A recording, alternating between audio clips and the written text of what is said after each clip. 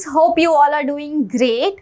So welcome back to my class. स्वागत है आप सभी का मेरी क्लास में। उम्मीद कर रही हूँ अभी तक हमने जो 2 यूनिट्स किए हैं अच्छे से आप लोगों ने उनकी सारी थ्योरी पढ़ ली है, क्वेश्चंस की प्रैक्टिस कर ली है। तो अभी तक आप लोगों का जेनेटिक्स खत्म हो चुका है ना, इकोलॉजी खत्म हो चुका है। तो आज मैं आपको बायोटेक कराने वाली हूँ और इसके बाद हम रिप्रोडक्शन यूनिट कर लेंगे and then we will be done with the entire your all the chapters of class 12th, right. तो चलिए स्टार्ट करते हैं बायोटेक्नोलॉजी के साथ में। अगेन बायोटेक भी एक इम्पॉर्टेंट आपकी यूनिट है। If we talk about the scores and marks from this unit, 2 chapter हमारे इस यूनिट से रहते हैं, that is your biotechnology principles and processes और एप्लीकेशंस ऑफ बायोटेक्नोलॉजी। पहला क्वेश्चन दिया है, proteins are remove by the treatment with. तो ये क्वेश्चन हमारा प्रिंसिपल से आया हुआ है, जहाँ पे हम लोगों ने जब डीएनए को बाहर निकाला था सेल से, है ना, तो वहाँ डीएनए को एक्सट्रैक्ट करने के लिए हमको पहले उसकी सेल वॉल ब्रेक करनी पड़ी।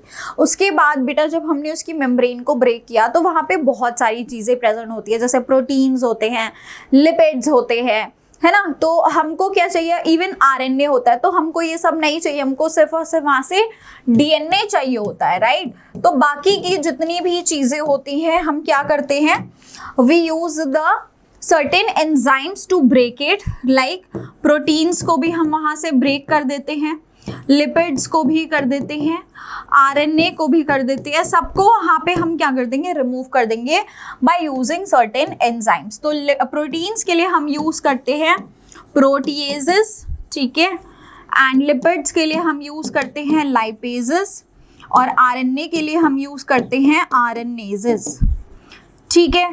तो ये सारे एंजाइम्स का हम इस्तेमाल करते हैं। So if we talk about the protease that is being used to remove the proteins, तो प्रोटीन्स को रिमूव करने के लिए हम क्या यूज करते हैं, प्रोटीएज।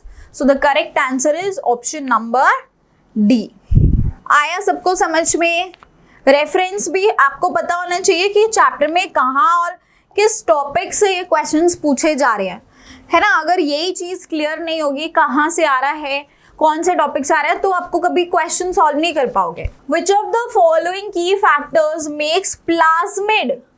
प्लाज्मिड बेटा बैक्टीरिया के अंदर एक ऐसा डीएनए प्रेजेंट होता है जो कि एक्स्ट्रा क्रोमोसोमल है, अलग से एक डीएनए पड़ा है, सर्कुलर डीएनए, जिसका वहाँ पे रोल क्या है, सेल्फ रेप्लिकेशन, खुद से ही रेप्लिकेट करता है ना। उसको क्रोमोसोमल डीएनए की वहाँ जरूरत नहीं होती रेप्लिकेशन के लिए, ऑटोनॉमस बॉडी रहती है वहाँ पे। अब ये प्लाज्मिड का ये जो एक यहाँ पे कैरेक्टरिस्टिक है ना, अपने आप से रेप्लिकेट कर सकता है, इसीलिए हम इसको एक वेक्टर की तरह इस्तेमाल करते हैं कि अगर हमको किसी कोई ऐसा अपना जीन है हमारा जो हम चाहते हैं किसी डीएनए के अंदर हम उसको क्लस्टर कर दें और फिर उसके बाद उसका अपने आप से रेप्लिकेशन भी हो जाए, हमें और ज़्यादा डीएनए मिल जाए, हमारा जीन ऑफ इंटरेस्ट मिल जाए, तो उसके लिए हम ये प्लाज्मिड को एज अ वेक्टर यूज़ करते हैं, एक एजेंट की तरह यूज़ करते हैं, राइट। तो इसमें से हमको बताना है, हमने पढ़ा है वेक्टर्स के बारे में कि वेक्टर्स की क्या क्या खास बातें होती है और क्या क्या की फीचर्स होते हैं। तो क्या क्या चीज़ें होती है बेटा, it is resistant to antibiotics, सबसे पहली चीज़, absolutely correct. It is resistant to restriction enzymes, no, restriction enzyme से रेजिस्टेंट नहीं होता, क्योंकि रिस्ट्रिक्शन एंजाइम तो इस प्लाज्मिड को आके उसकी पर्टिकुलर रिकॉग्निशन साइट पे आके कट करती है ना। इसकी रिकॉग्निशन एक साइट होती है जिसको वो आइडेंटिफाई करते हैं ये एंजाइम्स, ये कोई पर्टिकुलर साइट होगी और यहाँ पे आके ये एंजाइम आपका जो है ये रिस्ट्रिक्शन एंडोन्यूक्लियेज या रिस्ट्रिक्शन एंजाइम इसको आके कट करेगा। So hence this is a wrong statement. Next, its ability to carry a foreign gene, absolutely correct. Its ability to cause infection in the host, नहीं, हम होस्ट के अंदर इन्फेक्शन नहीं होने देते। क्यों? क्योंकि हम इसको डिसआर्म कर देते हैं, है ना। इस वेक्टर को हमेशा हम डिसआर्म करके यूज करते हैं ताकि ये कभी भी कोई डिजीज ना पहुंचाए। तो ओके, ये जो एंटीबायोटिक्स है इसकी रेजिस्टेंस भी होती है, it is having the antibiotic resistant gene. यहाँ पे ये दोनों ही चीजें करेक्ट है, its ability to carry a foreign gene. अच्छा, की फैक्टर अगर हम बताएं, जो मेन फैक्टर है ना, एंटीबायोटिक रेजिस्टेंट जीन का यहाँ पे प्रेजेंट होना इज अ एक्स्ट्रा बेनिफिट, जिससे हमको ये पता चल जाता है कि वो ट्रांसफॉर्मेंट है या नहीं है ना। लेकिन ये जो है its ability to carry a foreign gene, main काम इसका यही है जिसकी वजह से हम इसको वेक्टर की तरह यूज कर रहे हैं, क्योंकि हमको यहाँ पे की फैक्टर बताना है। So it is option number C. Okay, तो आपको यही चीज ध्यान रखनी है। आपको इस तरह के क्वेश्चंस में बेस्ट आंसर ढूंढना होता है कि सबसे बेस्ट आंसर, सबसे मेन की फैक्टर क्या हो सकता है। Many copies of a DNA molecule in a test tube are produced by, बहुत सारी हम टेस्ट ट्यूब के अंदर इतनी सारी डीएनए की कॉपीज बना सकते हैं। किस मेथड से? Polymerase chain reaction, molecular chain reaction, ephemeral chain reaction, या all of them. So it is the polymerase chain reaction. ये एक ऐसा तरीका होता है जहां पे हम सबसे पहले डीनेचुरेशन करते हैं अपने डीएनए के डबल स्ट्रैंड का, उसको सिंगल स्ट्रैंड्स में कन्वर्ट कर देते हैं जहाँ पे दोनों टेम्पलेट की तरह एक्ट करती हैं। फिर उनके दोनों ही 5 प्राइम एंड्स पे एक छोटा छोटा प्राइमर लगाते हैं, एक ऐसी ऑलिगो न्यूक्लियोटाइड की सीक्वेंस जो कि बिल्कुल कॉम्प्लीमेंट्री होती है वहाँ पे हमारी टेम्पलेट स्ट्रैंड्स है। फिर वहाँ पे हम अपना एक पॉलीमरेज एंजाइम डालते हैं जो कि टैग पॉलीमरेज होता है, because it is a thermostable enzyme which is being extracted from Thermus aquaticus bacteria. Again, that's a thermophilus bacteria. ठीक है, तो ये पॉलीमरेज हम वहाँ डालेंगे तो फर्दर रिएक्शन होगी जिसको हम एक्सटेंशन कहते हैं, और फाइनली हमारे पास 1 से 2 डीएनए आ जाएंगे। तो ये साइकिल हम मल्टीपल टाइम्स रिपीट करते हैं, कम से कम भी 25 से 27 बार अगर हम ऐसा रिपीट करेंगे तो हमको बिलियंस में प्रोडक्ट यहाँ पे मिलता है। तो ये रहती है PCR रिएक्शन। ठीक है, नेक्स्ट आते हैं downstream process includes what. Downstream process के अंदर क्या होता है? So it is the separation of the product from the reactor, yes. Purification, yes. Formation of product with, yes. Preservation भी करते हैं। Quality control, yes. Clinical trials in the case of drugs, yes. यानी ये सारे ही downstream processing में आते हैं। तो correct answer is first, second, third and fourth, यानी option number D. It's first, second, third and fourth, option number D. Next, plasmid are suitable vectors for gene cloning because. Plasmid जो होते हैं एक suitable vectors होते हैं gene cloning के लिए। क्यों होते हैं? Because these are small circular DNA molecules which can integrate into the host chromosomal DNA. छोटे छोटे स्मॉल सर्कुलर डीएनए होते हैं जिनको हम होस्ट डीएनए के अंदर इंटीग्रेट कर सकते हैं। Next, these are small circular DNA molecules with their own replication origin site. So mainly क्यों हम इसको एक वेक्टर की तरह यूज करें? क्योंकि यार इसके पास एक अपनी रेप्लिकेशन की साइट है ना। यही मैंने बोला था कि उसके पास वो खुद से रेप्लिकेट कर सकता है और यही कैरेक्टर उसको हेल्प करती है एक अच्छा वेक्टर बनने में। All right, next, consider the following statements about PCR. Again PCR के बारे में ये सारी स्टेटमेंट्स देखते हैं। मैंने अभी आपको समझाया पीसीआर होता क्या है। तो पॉलीमरेज चेन रिएक्शन एक ऐसी टेक्निक है of synthesizing multiple copies of the desired gene in test tube हो सकता है, ठीक है, इन test tube.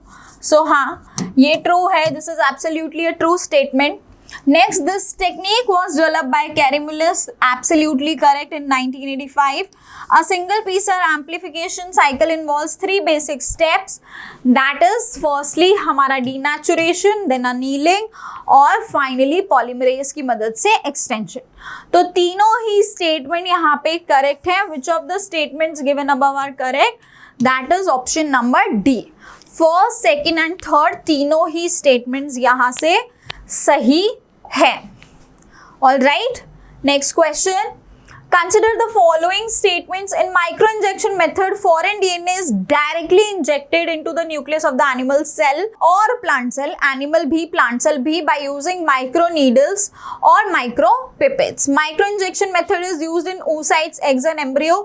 This is also correct. We are talking about this. देखो, हम माइक्रो इंजेक्शन, आप लोगों ने if you have studied about art, ठीक है, अगर आपने आर्ट पढ़ा है, असिस्टेड रिप्रोडक्टिव टेक्नोलॉजीज के बारे में अगर आप लोगों ने पढ़ा हुआ है तो वहां पे there was this method intracytoplasmic sperm injection, है ना। तो इसके अंदर हम यही करते हैं कि माइक्रो इंजेक्शन मेथड से डायरेक्टली oocytes एग्स और एम्ब्रियो के अंदर हम यूज करते हैं। सो ये भी करेक्ट है। यहाँ ऊपर कहीं स्टेटमेंट में नहीं लिखा कि we are talking about competent, है ना, बस हम कुछ टेक्निक्स के बारे में बात करें तो ये स्टेटमेंट भी सही हो जाती है इस हिसाब से। Next, electroporation is the formation of temporary pores in the plasma membrane of the host cell by using certain enzymes like lysozyme या फिर calcium chloride divalent cations हम Ca2+ का भी इस्तेमाल करते हैं। Absolutely correct. तो इलेक्ट्रोपोरेशन में हमारी जो प्लाज्मा मेम्ब्रेन है उसके अंदर पोर्स फॉर्म हो जाते हैं and it can easily uptake a foreign gene और DNA. Next, in chemical mediated gene transfer chemicals ऐसे यूज किए जाते हैं जो कि होस्ट सेल में डीएनए को एंटर करने में हेल्प करते हैं।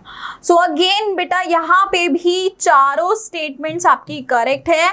सो सही जवाब होता है option number D, that is first, second, third and fourth, all the options are correct.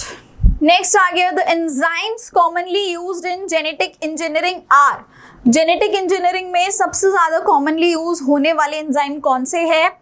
Restriction endonuclease and polymerase, endonuclease and ligase, restriction endonuclease and ligase, ligase and polymerase. तो सबसे ज्यादा जो हम लोगों का जेनेटिक इंजीनियरिंग में जो use होता है हमारे यहाँ पॉलीमरेज का एज सच कोई काम नहीं होता है, ठीक है। हमारा काम होता है कि प्लाज्मिड को हम तोड़े, फॉरेन जीन को निकालने के लिए भी हम वहां से रिस्ट्रिक्शन एंजाइम का यूज करके तोड़े और उसके बाद में उनको जोड़ने के लिए रिकॉम्बिनेंट डीएनए बनाने के लिए उनको चिपका दे with the help of ligase enzyme. So we need हमको यहाँ पे क्या चाहिए होती है? एक मॉलिक्यूलर सिजर चाहिए, है ना, और एक ये हमारा क्राफ्ट वाला काम है, ठीक है।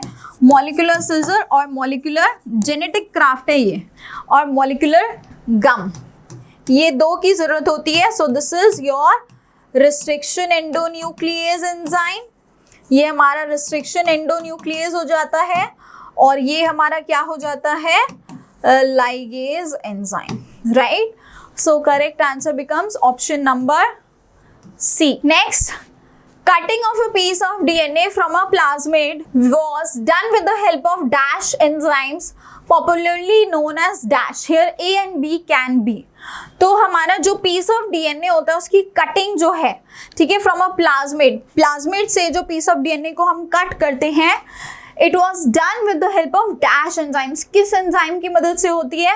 Popularly known as dash. तो कटिंग मैंने अभी बताया, अब हम क्या यूज करते हैं? Molecular scissor which is the restriction enzyme, और इसको पॉपुलरली हम मॉलिक्यूलर सिजर कहते हैं। अभी मैंने बताया है ना, it is your option number B. Next question, components of a bioreactor are. Bioreactors बड़े बड़े वेसल्स होते हैं जहाँ पे हम लोगों की जो है कल्चर प्रोसेस चलता है, ठीक है। वंस वी हैव फाइनली हमको जितना भी प्रोडक्ट जो है बहुत ज़्यादा उसको बनाना है, कल्चरिंग जो होती है वहाँ पे बैक्टीरिया की, वो इन्हीं बायोरिएक्टर्स के अंदर होती है। तो उसमें क्या स्पेसिफिक चीज़ें होती हैं, है ना। तो जो सबसे कॉमन हमारा स्टर टाइप रहता है उसकी फीचर्स याद दिए हैं। Let's see, an agitator system, yes, जो पूरा टाइम उसको घुमाता रहता है ताकि इक्वली सारी चीज़ें, न्यूट्रिएंट्स है, ऑक्सीजन है, पूरे के पूरे न्यूट्रिएंट मीडिया में इक्वली सप्लाई हो। तो एजिटेटर सिस्टम होता है जिसमें बड़े बड़े फ्लैट ब्लेड्स लगे होते हैं। ऑक्सीजन डिलीवरी सिस्टम रहता है, प्रॉपरली वहाँ पे एक स्टेराइल लेयर पास होती रहती है। फोम कंट्रोल सिस्टम भी होता है, टेम्परेचर कंट्रोल भी होता है to maintain optimum temperature and optimum pH के लिए pH control system. Sampling ports to withdraw the culture periodically, है ना। तो साथ साथ वहाँ पे जो यूज्ड कल्चर होता है उसको निकालते रहते हैं और फ्रेश कल्चर को वहाँ डालते रहते हैं। So all of these are correct, hence the correct answer is option number D. सारे ही करेक्ट है। तो आप लोगों की किस्मत अच्छी है कि आज के इस पूरे उसमें सारे ऑप्शन सही हैं, लेकिन हमेशा ऐसा नहीं होगा। क्वेश्चन को आपको ध्यान से देख के पढ़ना होगा। अगर ऐसा कहीं पे ऑप्शन लग रहा है जो उसका पार्ट नहीं है, then you have to delete, okay. चलिए मैं ऐसे भी कुछ क्वेश्चंस लाऊंगी नेक्स्ट क्लास में, don't worry. Next question, silencing of a gene could be achieve by the use of, हम जीन की साइलेंसिंग कैसे कर सकते हैं। So we have learned about a very phenomenal process जो कि यूकैरियोटिक ऑर्गेनिज्म में एक डिफेंस मैकेनिज्म की तरह देखा जाता है। It is known as RNA interference.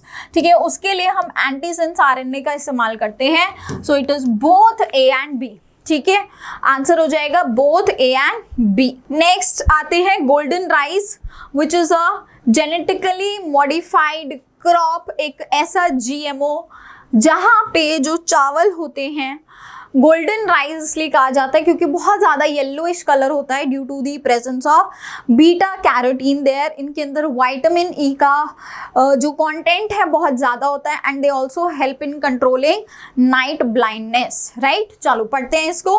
So it's a transgenic variety of rice, absolutely true. It contains a good quality of beta carotene, true. Carotene is principal source of vitamin A, absolutely true. Grains of the rice are yellow in colour and इसीलिए इनको हम golden rice भी कहते हैं। So again सारी statements correct, all the statements are correct here. ठीक है, सारी स्टेटमेंट्स यहाँ पे एकदम सही बताई गई है। Next question, GEAC stands for, GEAC का मतलब यहाँ पे क्या होता है, what's the full form of GEAC? Genetic engineering approval committee. Okay, GEAC का क्या फुल फॉर्म रहता है? Genetic engineering approval committee. GEAC का full form genetic engineering approval committee. Next, genetically modified plants have been useful in increasing what? Genetically modified plants किस चीज में useful रहे हैं? Yes, for crop yield, nutritional value of food, tolerance against abiotic stresses या all of the above. तो हमारी जो genetically modified crop है उससे हमारा यील्ड भी बढ़ा है। ठीक है, पहले जो प्रोडक्टिविटी होती थी अब उससे बहुत ज़्यादा होने लगी है जीएमओस के अंदर, एंड न्यूट्रिशन की वैल्यू भी बहुत ज़्यादा इम्प्रूव हुई है ना, न्यूट्रिशन की वैल्यू काफ़ी इंक्रीज हुई है, and tolerance against the abiotic stresses. तो हमारे जितने भी एबायोटिक स्ट्रेसेस रहते हैं जैसे कि हवा, पानी, है ना, ह्यूमिडिटी, पानी इन द सेंस जो एयर में ह्यूमिडिटी रहती है, ठीक है, बहुत ज़्यादा हवा चल रही है, विंड है, ठीक है, कुछ ऐसे टेम्परेचर्स हैं जो कि इनटॉलरेंट है, ये सारे एबायोटिक स्ट्रेसेस में आते हैं। तो नॉर्मल जो क्रॉप्स होती है वो इन स्ट्रेसेस को नहीं झेल पाती एंड उस कंडीशन में हमारे प्लांट्स, हमारे क्रॉप्स खराब हो जाते हैं, लेकिन ये झेल पाते हैं। तो hence all of the above, ये सारे ही फीचर्स जो है हमको GMOs में देखने को मिलते हैं। क्लियर हुआ जी? आया समझ में? चलिए नेक्स्ट क्वेश्चन आ गया है। Transgenic crops are modified through genetic engineering to develop natural resistance to insect pest, which one is a transgenic plant? तो ऐसे प्लांट्स जिनके अंदर क्या नेचुरल रेजिस्टेंस फॉर इंसेक्ट्स हमने डाली है ना, जो इंसेक्ट्स के लिए नेचुरली रेजिस्टेंट है, इंसेक्ट्स के लिए नेचुरली रेजिस्टेंट है, कौन से हैं ऐसे? तो have you heard about BT, cotton and even it is your tobacco? हमने ये दोनों ही एग्जाम्पल पढ़े हैं एप्लीकेशंस इन योर एग्रीकल्चर में, जहाँ पे बीटी कॉटन को क्या किया गया, बीटी कॉटन को रेजिस्टेंट बनाया अगेंस्ट दी कॉटन बॉलवर्म्स। ठीक है, कॉटन बॉलवर्म्स के अगेंस्ट उसको रेजिस्टेंट बनाया, right. And if we talk about tobacco, तो टोबैको को किसके अगेंस्ट रेजिस्टेंट बनाया भाई? Against their parasite which was your Meloidogyne incognita. तो बेटा ये बहुत ज़्यादा नीमाटोड इन्फेक्टेड प्लांट्स होते थे, इनके अंदर हमने आरएनए इंटरफेरेंस जैसी टेक्निक का इस्तेमाल किया, जहाँ पे हमने आपके नीमाटोड स्पेसिफिक जीन्स को ही इंट्रोड्यूस किया with the help of your agrobacterium vector, and उन प्लांट्स के अंदर इस तरह की होस्टाइल कंडीशन क्रिएट हो जाती थी due to the double stranded mRNA which was formed there and hence the RNA could not express itself, right? So ये टेक्निक हमने RNA इंटरफेरेंस में यूज की है। तो आंसर क्या हो गया हमारा? Option number A. Next question है एक्सप्लांट्स बिफोर ऑर्गेनोजेनेसिस इज।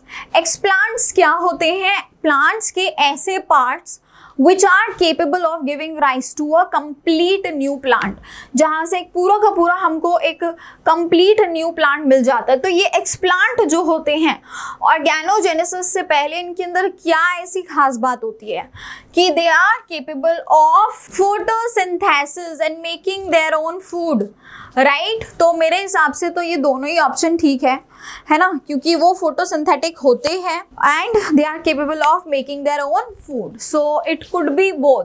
ठीक है, ये ऑप्शन थोड़ा सा वेग है, दोनों हो सकता है इसमें। ठीक है, चलो इस तरह के कंफ्यूजिंग क्वेश्चंस आपको नहीं आएंगे ऑब्वियसली, और अगर आते हैं तो आपको पता ही है एक सिंपल सा फंडा होता है बोनस का कि अगर इस तरह से there are chances of 2 options, आपने अगर अटेम्प्ट किया है तो आपको फुल मार्क्स मिलेंगे। ठीक है, अगर यहाँ पे भी आपने अटेम्प्ट किया था तो मेरी तरफ से भी आप सभी को बोनस। चलिए, RNA interference genes are silence using. अभी मैंने बताया जीन्स को कैसे साइलेंस करते हैं, with the help of double stranded RNA. ठीक है, डबल स्ट्रैंडेड आरएनए का इस्तेमाल करके हम जीन्स को साइलेंस कर देते हैं। नेक्स्ट है GAA-TTC is the recognition site for the restriction endonuclease. Which restriction endonuclease it is? It is your ECO-R1 बच्चे, it is your ECO-R1। ठीक है, it is the ECO-R1। Next, which gene was introduced in the first transgenic cow? सबसे पहली transgenic cow के अंदर कौन सा gene डाला गया था? It was human alpha lactalbumin gene. ठीक है, human alpha lactalbumin gene, option A, जिसको हमारी रोजी काउस के अंदर इंट्रोड्यूस किया गया था। सो अर्लियर जो काउ का दूध होता था it used to be very digested रहता था वो बेबीज के अंदर। अगर बेबीज को दिया जाए तो बच्चे उसको डाइजेस्ट नहीं कर सकते। काउ का मिल्क बहुत हैवी होता है बच्चे के लिए। We don't have such enzymes which can digest the proteins which are present in the cow's milk, normal cow's milk. तो इसलिए अभी भी डॉक्टर्स बोलते हैं कि भैया गाय का दूध बच्चे को नहीं देना चाहिए। ठीक है, लेकिन अगर हम रोजी काउ की बात करें, हमने इसको कैसे ट्रांसजेनिक बनाया? हमने इसके अंदर ह्यूमंस का ऐसा जीन डाल दिया जिससे जब वहाँ पे दूध फॉर्म हो रहा था, मिल्क फॉर्म हो रहा था, it was having exact composition जो एक ह्यूमन फीमेल के अंदर दिखती है, एंड हेंस ऐसा जो हमारी मिल्क प्रोड्यूस हो रहा था रोजी काउ के अंदर, it was easily digestible by the human babies. Human consumption के लिए, ह्यूमन बेबी कंजम्पशन के लिए भी ये एकदम एप्ट मिल्क था। ठीक है, which bacteria was the first to be used as biopesticide on a commercial scale? तो बायोपेस्टिसाइड जो पेस्ट को किल करे, आपके लेपिडोप्टेरेंस, कोलियोप्टेरेंस, डिप्टेरेंस, इन सब को किल करने का एक ही रामबाण, क्या? कोलियोप्टेरेंस, डिप्टेरेंस, लेपिडोप्टेरेंस, तो इन सबको किल करने का एक ही रामबाण, दैट वाज बीटी का जीन, बैसिलस थियोरेनजेनेसिस का जीन। ठीक है, बैसिलस थियोरेनजेनेसिस का जीन, बीटी जीन को इंट्रोड्यूस करते थे किसी भी क्रॉप में, तो it was capable of killing all the 3 orders of organisms. ये ऑर्डर होते हैं इंसेक्ट्स के अंदर। ठीक है, तो बेटा जी करेक्ट आंसर क्या हो गया? ऑप्शन नंबर ए, जिसका एग्जाम्पल हमको बीटी कॉटन पता ही है। All right, so it was the last question and I hope biotechnology आपको एकदम फर्स्ट क्लास तरीके से यहाँ पे समझ आ गई है। So keep practicing more questions, keep doing more revisions. Biotech का सारा थियरी जितना भी शॉर्ट नोट्स के फॉर्म में आपके पास प्रेजेंट है, जो आपने अपने नीट एग्जाम के लिए या बोर्ड एग्जाम के लिए, बोर्ड तो सबने दिया ही होगा अगर नीट नहीं दिया तो जो भी वो नोट्स हैं उनको बचा के रखो, CUET में भी वही नोट्स काम आएंगे। और keep revising all those notes, NCERT highlights को पढ़ लो नहीं तो, एंड उसके बाद क्वेश्चन लगाओ एंड तक, 15 तक लगाते रहो। ठीक है, चलिए, all the very best and thank you so much, bye and take care.